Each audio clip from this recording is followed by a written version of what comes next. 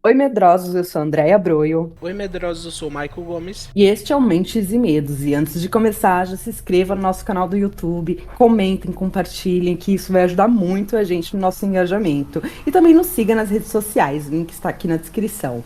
Se você quiser mandar o seu relato para a gente, pode mandar no nosso e-mail, mentesemedos@gmail.com.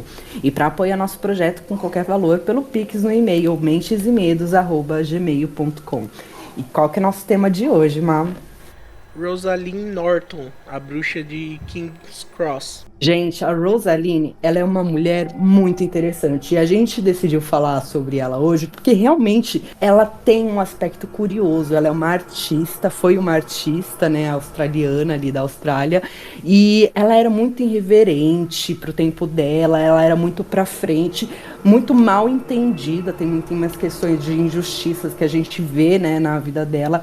Então hoje a gente vai abordar a história dessa mulher interessantíssima e falar um pouco dessas coisas ocultas que ela trabalhava, que também é bem legal. E bom, a Rosaline Norton, ela nasceu em 2 de outubro de 1917, na Nova Zelândia. E ela nasceu, né, o que dizem que ela nasceu durante uma tempestade, teve toda uma questão durante a madrugada, lá pelas 4:30 da manhã. E ela veio de uma família inglesa de classe média anglicana, então tinha uma questão religiosa ali.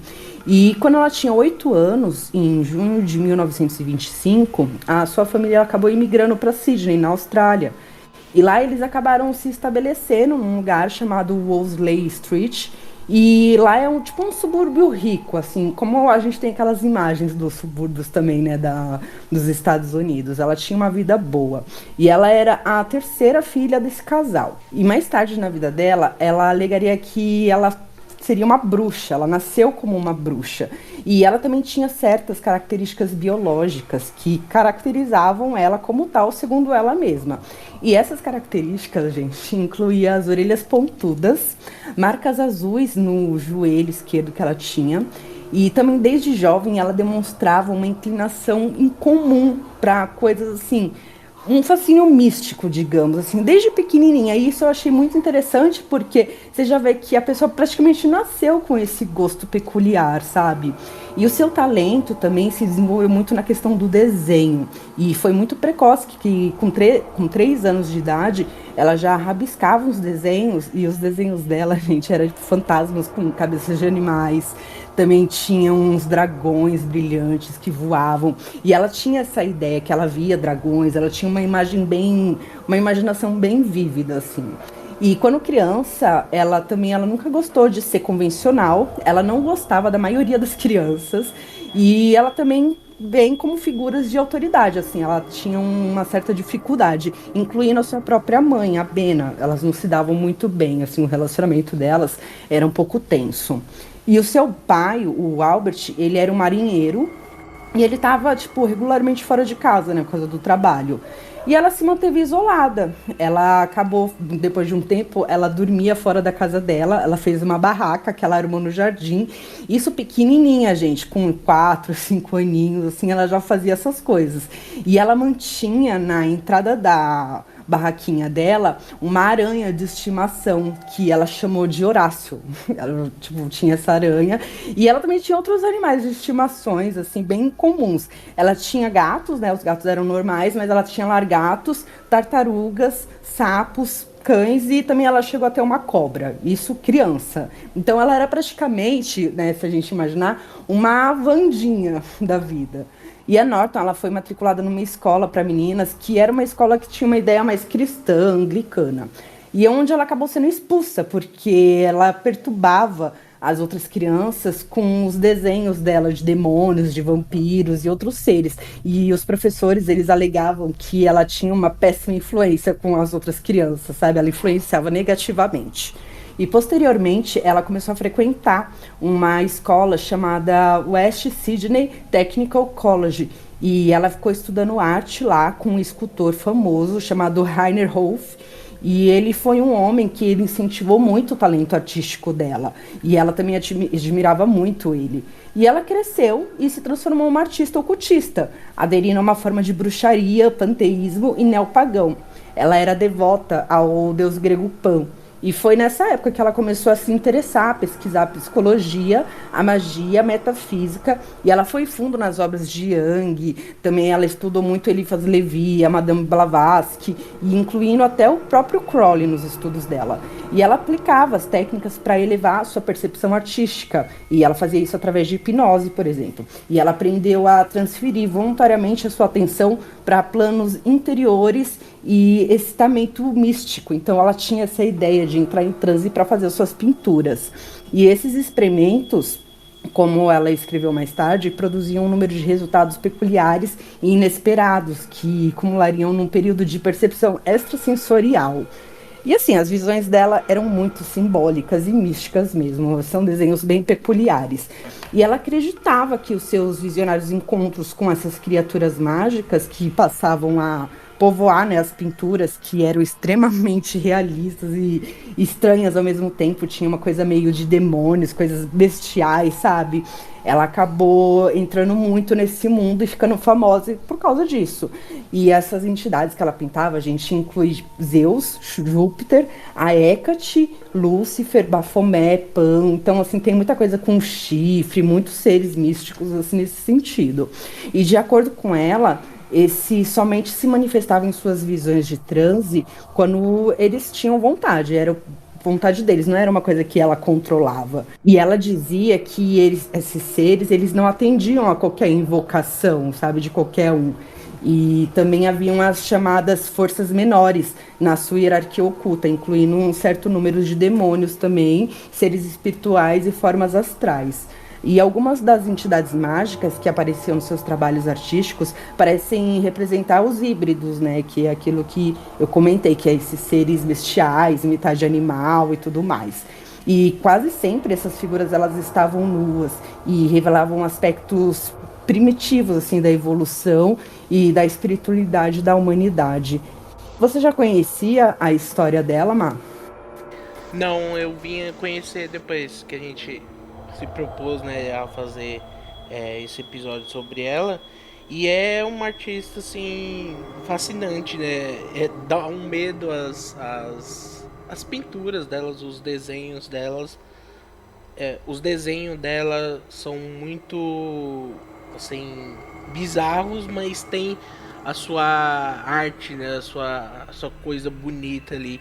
Eu achei fascinante tudo que cerca, assim, né? Ela, seja essa parte da sobrenatural, né? Do ocultismo, da arte e dessa mulher que ali, né? Nos anos 40 que ela ganhou a sua notoriedade e é uma mulher que lutou bastante, né, pra conseguir É. viver, ter a sua arte ali exposta, sempre sofrendo com a repressão, né? A gente vê como hoje em dia é difícil, né, algumas coisas as mulheres expor, né?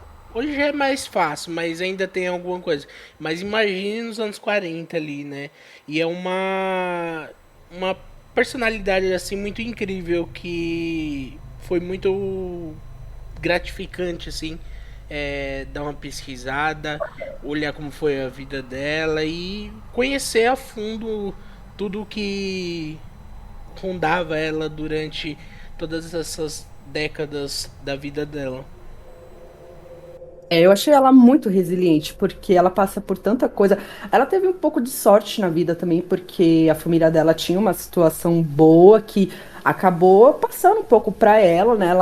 Mas assim, quando ela vira adulta e se vira sozinha, você vê que ela passa por cada situação e ela passa. Ela é uma mulher forte, ela vai e ela encara as pessoas numa época que, era muito puritanismo, sabe? Era muito dessas questões religiosas, até hoje a gente ainda tem um pouco disso, mas naquela época, imagina, gente. E uma mulher ainda assim, e eu achei muito engraçado o fato dela criança já ser assim, sabe? E ela não teve influências, então assim, é ela e pronto. Então, realmente é uma mulher que do início ao fim, ela foi ela, né? Sim, ela viveu grande parte da vida na área boêmia de King Cross, que é em Sydney, na Austrália, o que levou ela a ser chamada de bruxa de King Cross. por algum dos tabloides ali da época e de onde ela liderou seu próprio clã de bruxas. Após os seus estudos da faculdade de artes, a Rosaline decidiu se tornar uma escritora profissional com o jornal Smith's Weekly, publicando uma série de suas histórias de terror em 1934, quando ela tinha 16 anos. Após o que lhe deram o emprego como jornalista e depois como ilustradora, no entanto, suas ilustrações gráficas foram consideradas muito controversas e ela perdeu o emprego no jornal. E ela Ó, o acabou se primeiro preconceito que ela sofreu. e ela mudou-se da casa de sua família após a morte de sua mãe e ela procurou um emprego de modelo de artista, trabalhando para pintores como Norman Lindsay e para complementar a renda ela também assumiu outras formas de trabalho, inclusive como ajudante de cozinha de hospital, garçonete e design de brinquedos. Enquanto isso, ela começou a ler vários livros sobre o tema da tradição esotérica ocidental, incluindo aquele sobre demonologia, cabala e a religião comparada.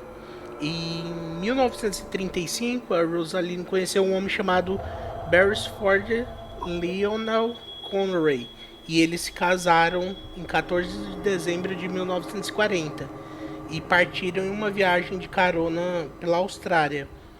Mas o seu marido acabou se alistando para a guerra e logo depois ela acabou pedindo divórcio.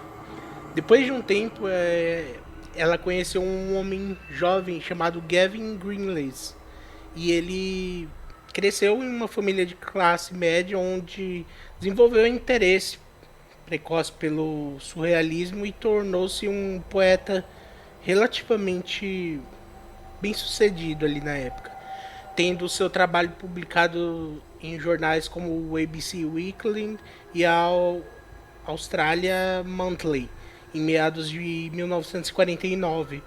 Os dois se tornaram bons amigos e pegaram carona juntos para Melbourne, que fica ali na Austrália também, e em busca de um local onde Norton pudesse realizar uma exposição da arte dela, né, que naquela época ela já era uma pessoa perseguida ali pelo povo que não queria que ela apresentasse essas artes, né, bizarras dela.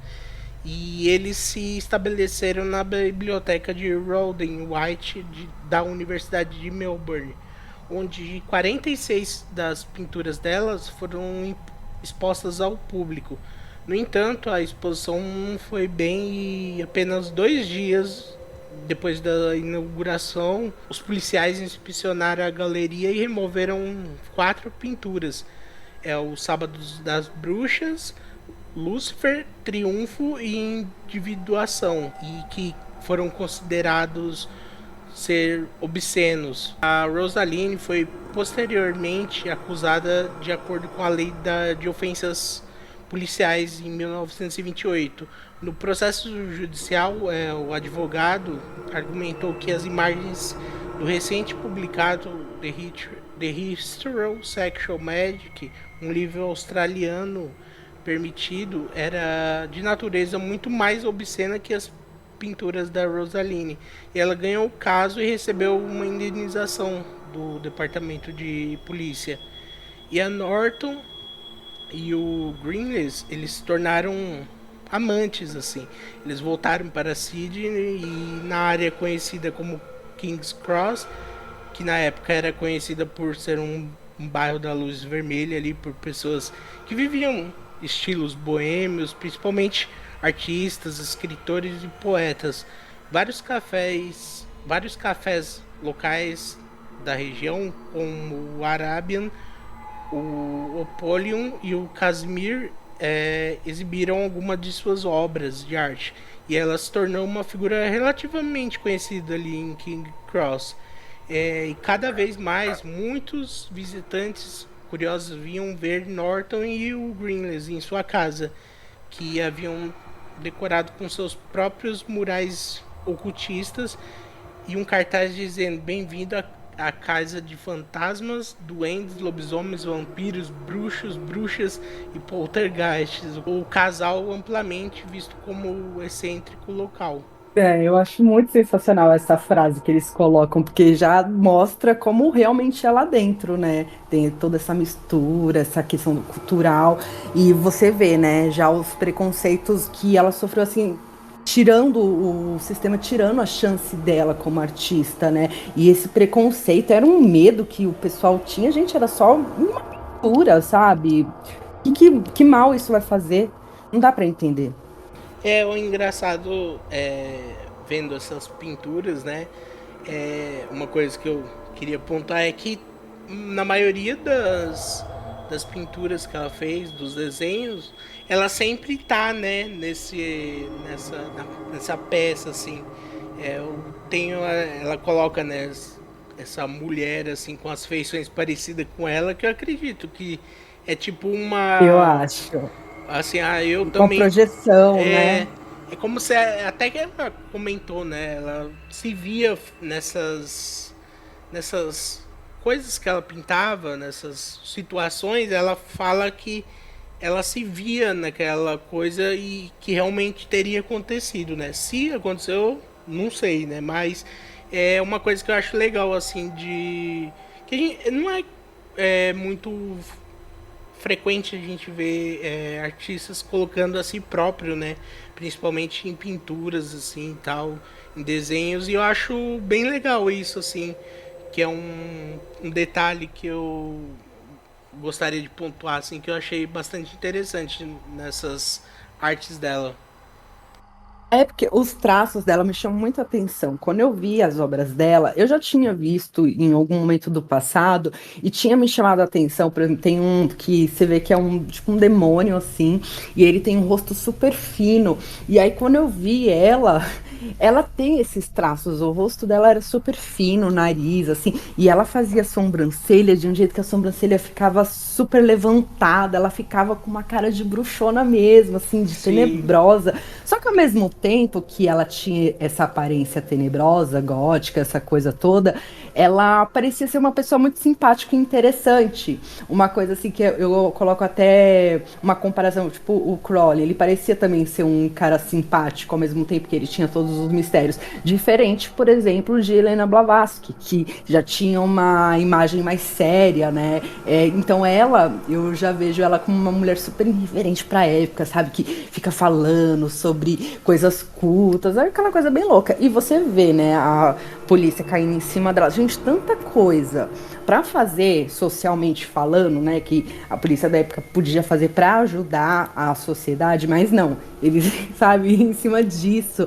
Não, qual que é o medo, né, deles, assim, não dá para entender, mas ela foi firme, ela não desistiu em nenhum momento. Em setembro de 1951, gente, prenderam a Norton e o Gleasley e acusaram eles de vadiagem, que era uma acusação que poderia ser feita por qualquer pessoa que não tivesse um emprego estável na época, independente de estarem realmente cometendo a tal vadiagem ou não. É uma coisa que teve no Brasil também isso. No entanto, né, o editor Walter Glover, ele veio em auxílio dela e ele ofereceu um emprego como assistente para ela. E depois de ver os trabalhos da dupla, ele decidiu publicar um livro contendo uma combinação das obras de arte da Norton e das poesias do Gessler. Então, assim, juntou a obra oculta dos dois. Deve ter ficado muito legal, porque na internet a gente consegue ter acesso um pouco, né? Mas você ter o material na mão deve ser bem diferente.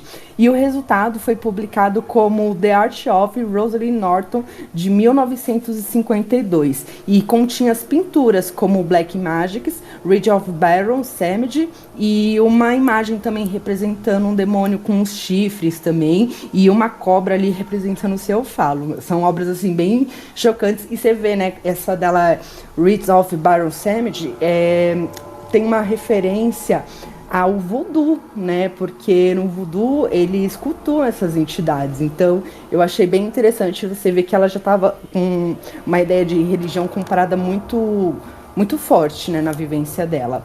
E essa obra, gente, ela foi proibida em Nova Gales do Sul por motivos de obscenidade. E posteriormente a sua importação para os Estados Unidos também foi proibida. E após o lançamento do livro, o Glover ele foi acusado pela polícia de produzir uma publicação obscena. E Norton foi chamado ao tribunal para explicar o seu trabalho artístico. O juiz ele decidiu que duas imagens do livro deveriam, que eram qualificadas como obscenas, e, né, segundo as leis ali da Austrália da época, elas deveriam ser removidas de todas as cópias existentes do livro. E o Glover ele apagou essas duas pinturas obscenas e em algumas cópias, mas a maioria permaneceu inalterada. As autoridades dos Estados Unidos eles foram ainda mais rigorosos, com a alfândega destruindo ativamente quaisquer cópias do livro que fossem importadas para o seu país. A controvérsia ajudou a ganhar publicidade para o trabalho de Norton, mas deixou Glover à falência, coitado, né? Ele só quis ajudar. Em 1955, uma adolescente com problemas mentais chamada Anna Hoffman, ela xingou um policial e ela foi acusada, mas no seu julgamento ela alegou que a sua vida havia sido desequilibrada psicologicamente depois de participar de uma missa negra satânica dirigida pela Rosalie Norton, uma informação que foi utilizada pelos tabloides sensacionalistas da época. E a Norton ela não se considerava uma satanista nessa época, mas sim uma pagã, e ela negou essas alegações da Ana.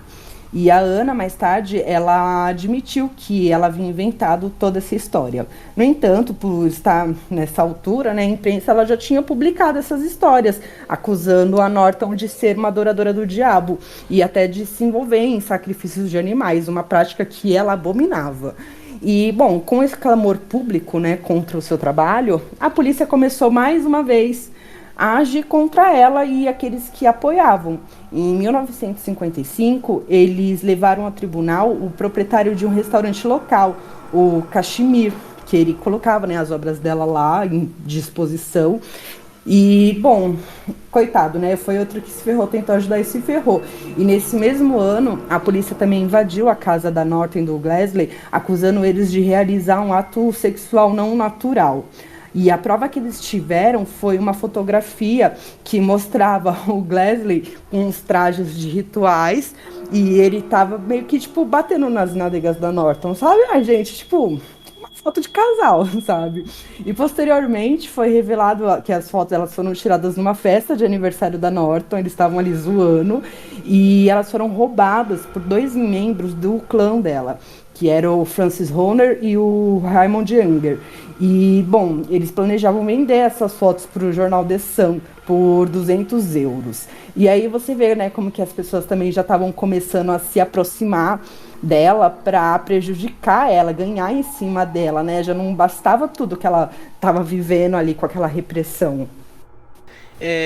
As pessoas começam, tipo assim, tem, né, a história de que ela fazia cerimônias, né, envolvendo a magia sexual, né, Magia sexual, é. que é aquilo que o Crowley sempre falava, gostava muito desse tipo de magia que é interessante, mas tipo, as pessoas já queriam avacalhar ela, né? Tipo, então tudo que acontece ali de mal vai para aquela pessoa que é vadia ali, que tem aquela vida que não trabalha, né? A polícia sempre batendo lá na casa dela, inclusive no documentário que tem sobre ela, um amigo dela fala que era normal assim a polícia passar lá a cada 2 dias, revirar tudo e ir embora.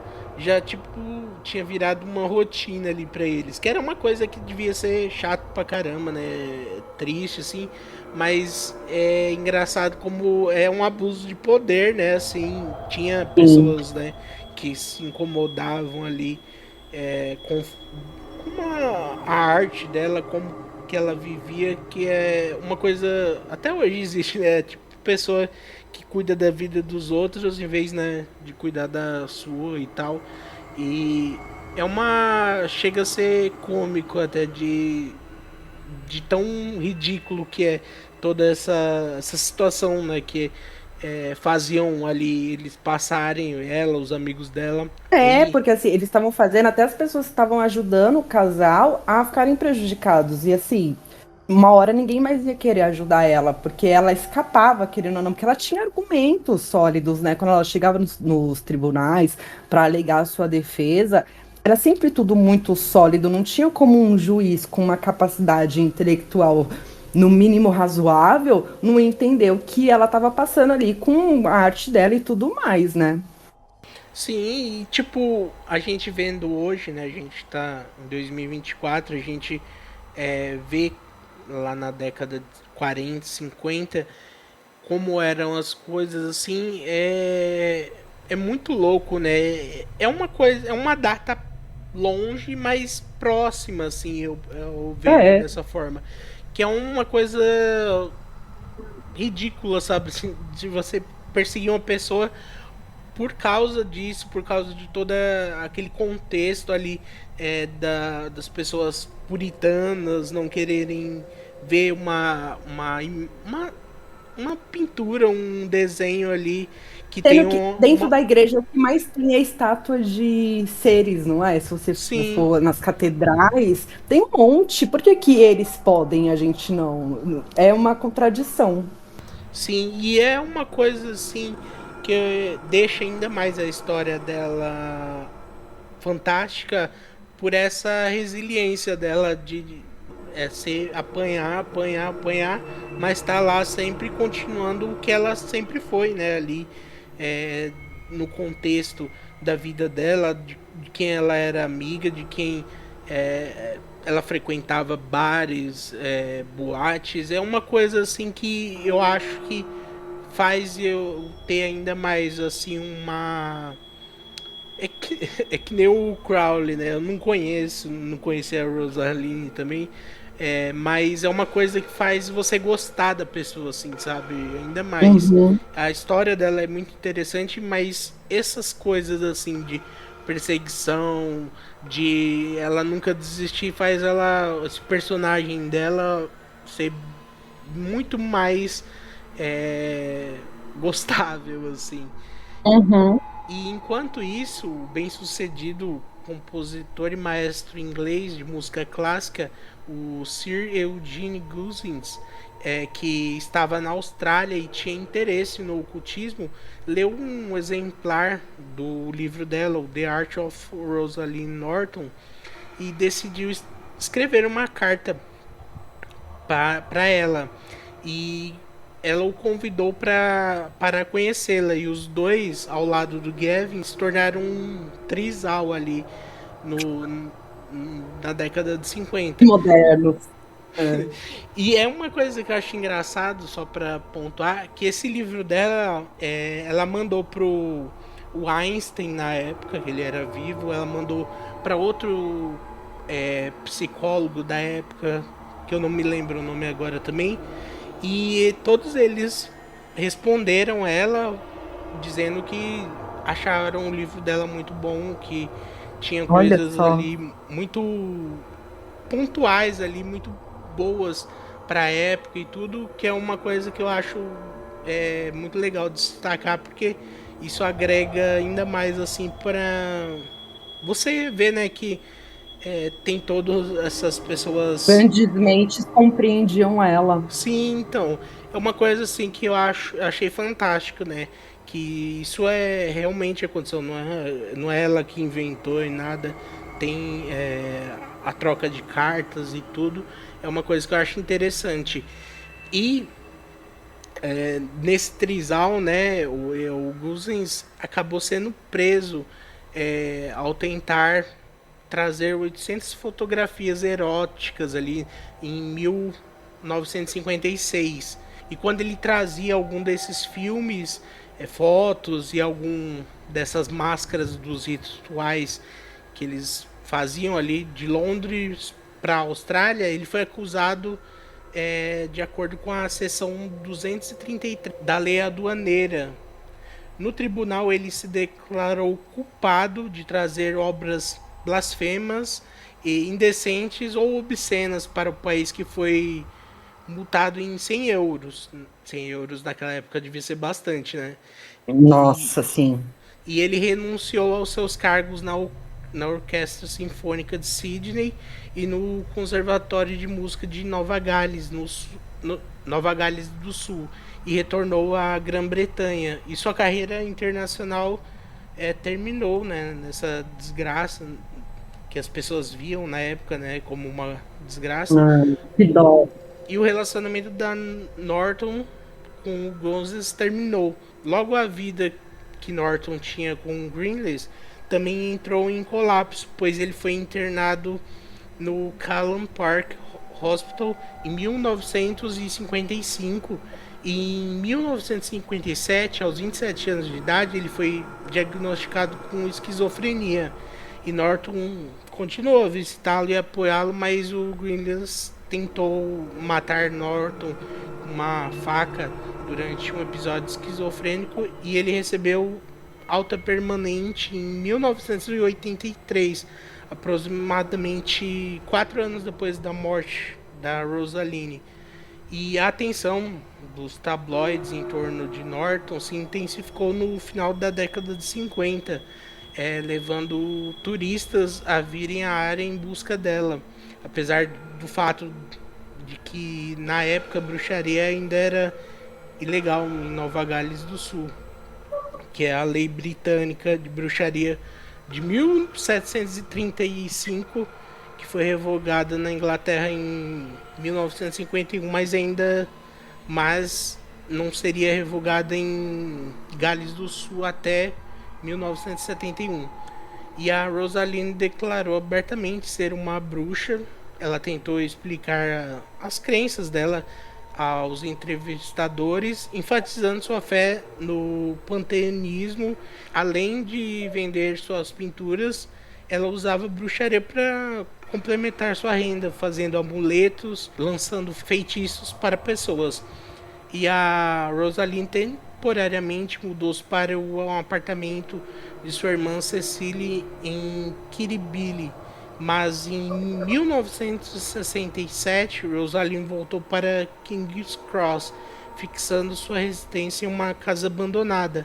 Mais tarde, ela se mudou para um apartamento térreo em Wibdey, na área de Roslyn Gardens.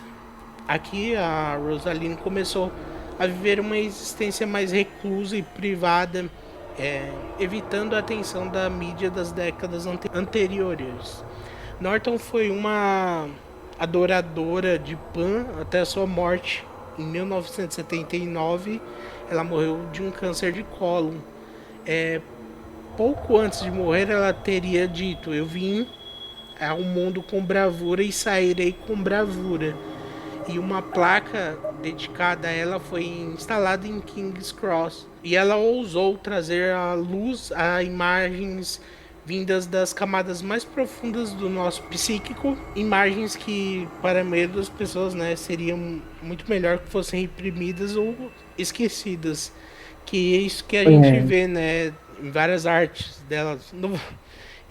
São figuras assim que causam medo, né, mas se você parar e olhar e refletir, pode criar mais medo, mas eu acabei gostando, sabe, assim, Apreciando. sim, exatamente, como eu até comentei isso com você um tempo atrás, que eu tava escutando uma música, eu escutei uma vez, não gostei, ouvi de novo, aí fui gostando mais um pouco e assim por diante, e hoje em dia eu gosto dessa música. E é uma coisa que eu me pego muito hoje em dia, vendo isso, né? No caso das artes da Rosaline, que é uma coisa que a primeira, assim, eu achei bizarro, aí depois eu fico olhando mais tempo e eu acabo gostando, assim, e é uma coisa muito interessante, assim, como eu já disse, né? A vida dela é muito interessante, assim, tem todo esse contexto de ocultismo, de criaturas, Deus Pan, de Lúcifer, de Lilith, que ela tem uma uma pintura muito bela de Lilith, assim, que eu achei muito legal. E são coisas assim que fazem, ainda mais pelo contexto, né, daquela época ali, dos anos 40, 50, todas as pessoas vendo ela dessa forma, como se fosse um demônio mesmo, né? E ainda mais ela por Uhum. ser mulher ali naquela época, então é uma coisa muito difícil, mas que, sabe, eu gosto muito de ver histórias assim sobre mulheres que é, viveram em épocas muito difíceis para ser mulheres. Hoje em dia é difícil, mas eu me refiro a épocas mais antigas, né? Assim, que eram mais difíceis ainda, que é uma coisa que eu acho muito legal, assim, sabe? Quando as mulheres conseguem se sobressair como ela. E ela veio, viveu e foi como ela queria, né? Ela foi o que ela queria, apesar de todo mundo bater nela, mas ela continua aí sendo ela e morreu sendo ela, né? Que é uma coisa que ela nunca abandonou. Ela é uma inspiração, assim, com certeza é uma inspiração de pessoa, de mulher, de força.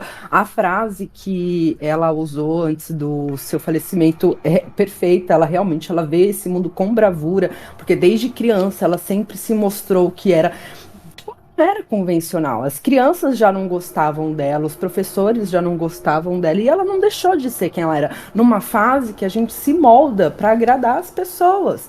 Mas não, ela já tinha uma percepção. E ela saiu com bravura. Até o final, ela lutou pela sua arte para mostrar quem ela era, sem medo. E a coragem dela, assim, realmente tocante, sabe?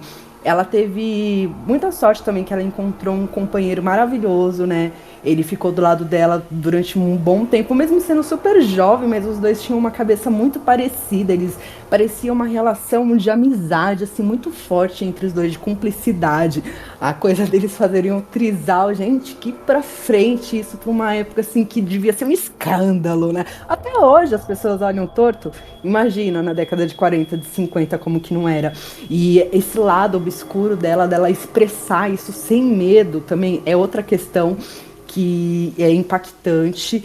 Ela é sensacional, assim, a obra dela realmente dá um medinho, gente. Olha que eu não sou de me abalar em questão de medo, mas eu não sei se eu teria, eu aprecio sim a arte dela, mas eu não sei se eu teria em casa uma arte dela, porque tem essa energia densa, sabe? Essa coisa, assim, mas ao mesmo tempo também é fascinante, é diferente. E ela trazer isso numa época que meu, as pessoas eram ridículas, assim, foi sensacional. E ela lutou até o fim. E uma questão, assim, o que você acha? Você chamaria ela para nossa mesa de bar para tomar uma cervejinha com a gente, conversar? Ah, com certeza.